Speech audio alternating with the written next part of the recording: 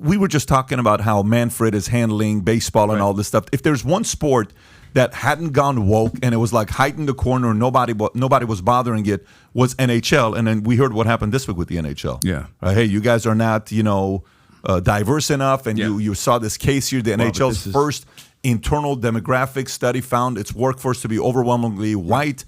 Kim Davis, NHL EVP of Social Impact, Growth and Legislative Affairs, says seeing the number is a first step towards fixing a problem. What are your thoughts on this? It's horseshit. I mean, listen, this is why the country is where it is. When your qualifications and criteria to get a job are based on your skin color and your religion, you're not picking the best people. Well, look at the Vice President of the United States. There's not a bigger box of rocks in existence than this woman. And she is affirmative action live. She's never done anything that you would look at and say, well, that merits her being someone in a position of prominence and power in this country, because she clearly understands what's going on. She doesn't have a grasp of anything.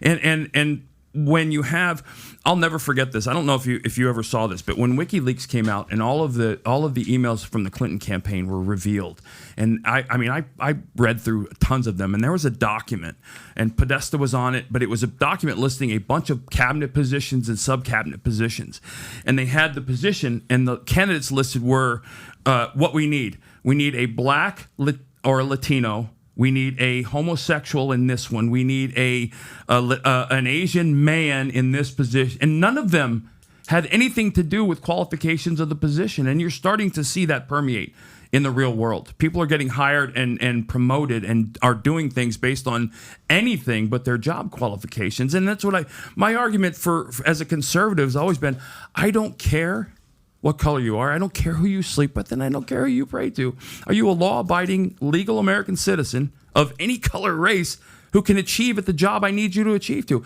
If you go back and look at Trump's 4 years, and you look at the fact that the liberals would like to tell you, look, he hired and fired so many people. Well, I think a lot of that, having known Mr. Trump, President Trump, since 2006, he's a pragmatist. He's a problem solver, right?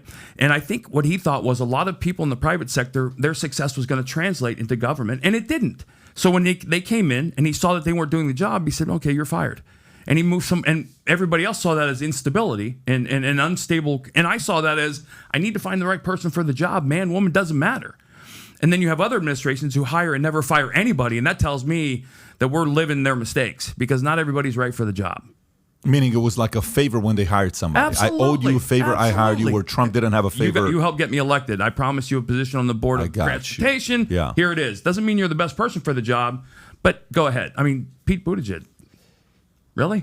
That's your guy? Hey, that guy fixed potholes in Indiana. I mean, seriously, you look at some of these people, and the challenge is it's gotten so ridiculous that we joke about it now. Did you hear about the Build Back Better, the money that... one of the most, Biden calls it one of the most incredible, what do you want to call it? Infrastructure bills in the history of this fine mankind. Nation. And it is incredible. They just spend the first. They just spend the first. Not the way they thought, but it is. They incredible. just spend the first $20 million. You know what it is?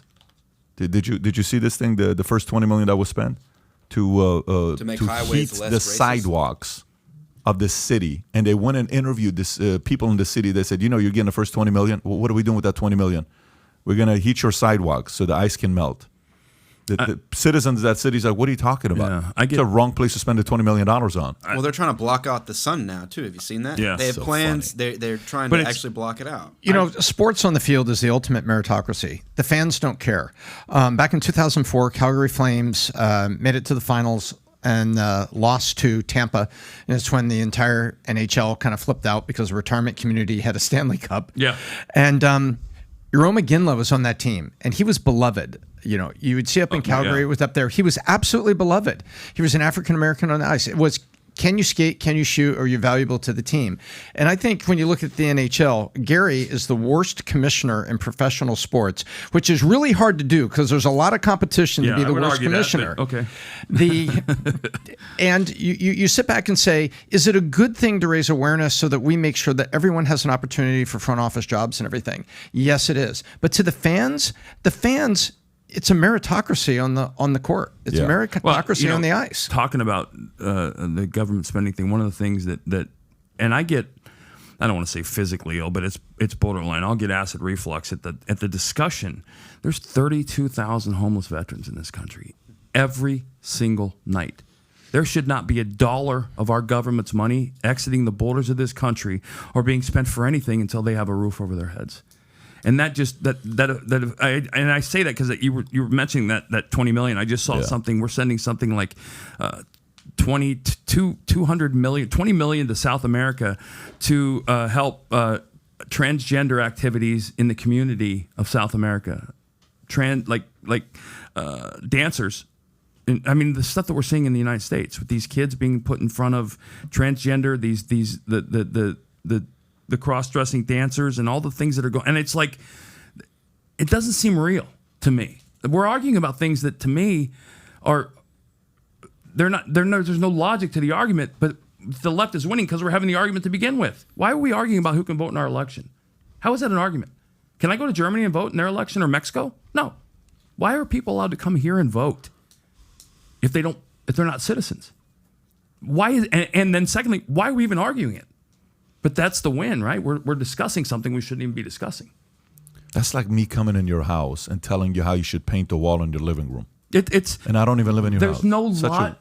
But again, why are we arguing things that aren't they're not even logical? Yeah. Why are we arguing about what bathroom a man or a woman should be able to use? How is that a logical argument? So if you like this clip and you want to watch another one, click right here. And if you want to watch the entire podcast, click right here.